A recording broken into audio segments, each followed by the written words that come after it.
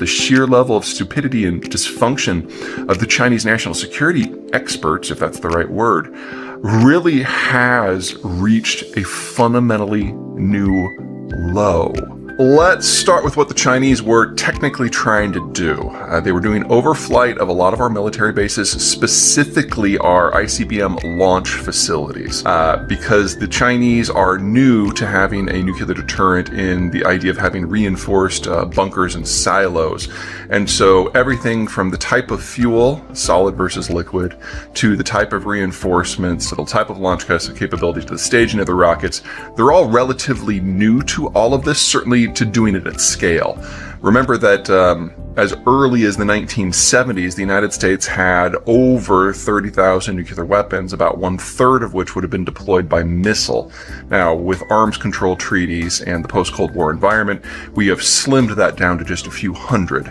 But the United States has a deep bench of experience in building and maintaining these things, and the Chinese simply don't. Until very recently, their entire deterrent was just about 100 or so missiles, and they're trying to beef it up, part of the general effort to get into great power competition, and they have a very long way to go. So any little peak that they can get would be great from their point of view. Obviously, from the American point of view, we have a slightly different view of that. Now, when it first came out, like a lot of people, I didn't really know what was going on. And so my first thought was like, why would the Chinese, balloons are big, they're slow moving, you can't maneuver them very well, they're obvious.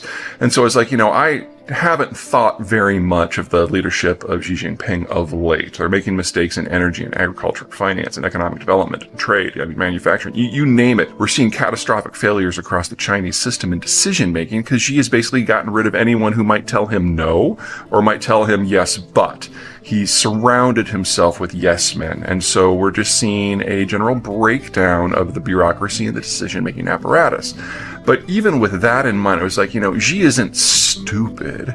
Why would he throw a surveillance platform that would just gently float across the United States when it would be obvious it would be seen, and obviously it would torpedo relations? It just never occurred to me that they could be that dumb. Well, turns out the rampant stupidity that is taking over decision-making in Chinese policy has now reached a bit of a breakpoint.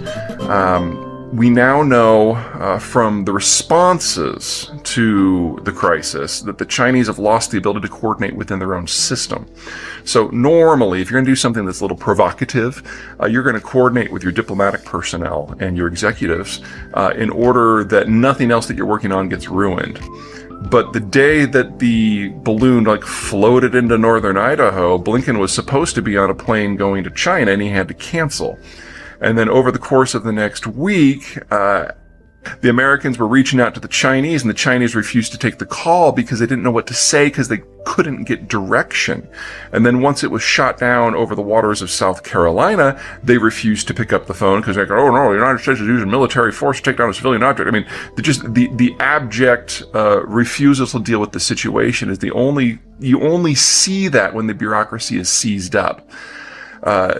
Xi has so intimidated and purged the bureaucracy that there's really only two types of people left. Those who will do nothing unless they are explicitly instructed to do something, or those who are true believers, the zealots, and those are the folks who will go out onto runways and sterilize them for COVID, or apparently will try to get a balloon over the United States, not even thinking that it might have a problem for relations, which U.S.-Chinese relations are the coldest they have ever been, and with incidents like this, any effort to warm them is not working. So that's kind of the diplomatic and the political side. This is really bad for China and really exposes just a big hollow emptiness in their policymaking capacity, which I'm sure no one's going to take advantage of at all. So let's talk about what the Chinese might have gotten and what the United States might have lost or gotten. Because there's a clear winner here, and it's not probably who you think it is. Now, the missile silos that the Chinese are so interested in, news flash, you don't leave those open to the elements. And so once it was obvious that a balloon was going over them, they just button up. They get their emissions under control, and all the doors are closed.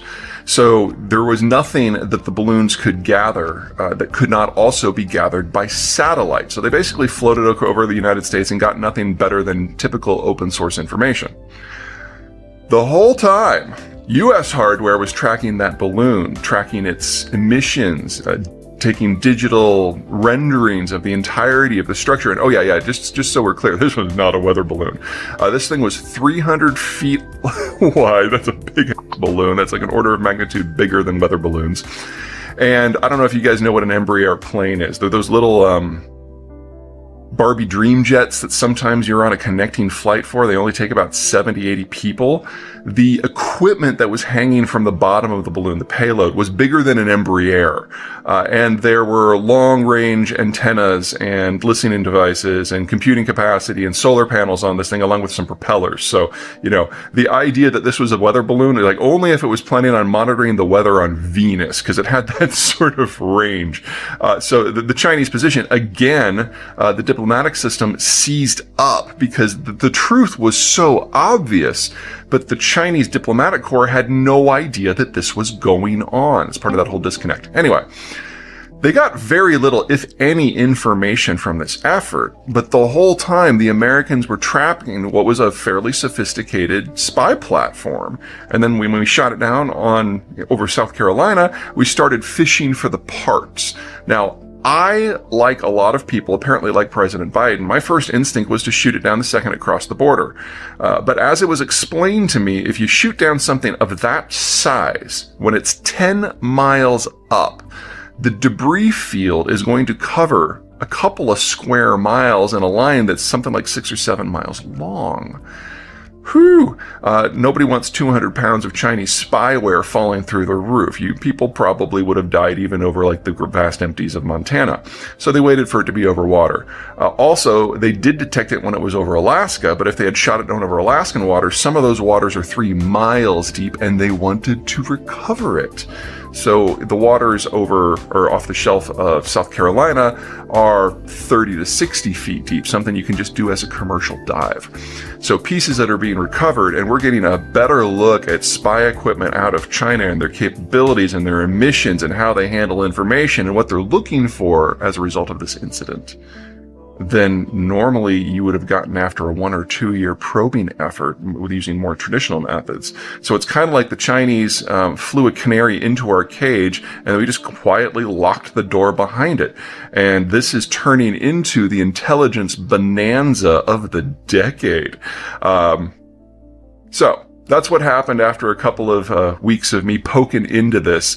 It's a really intriguing story, but the bottom line is just the sheer level of stupidity and dysfunction of the Chinese national security experts, if that's the right word, really has reached a fundamentally new low.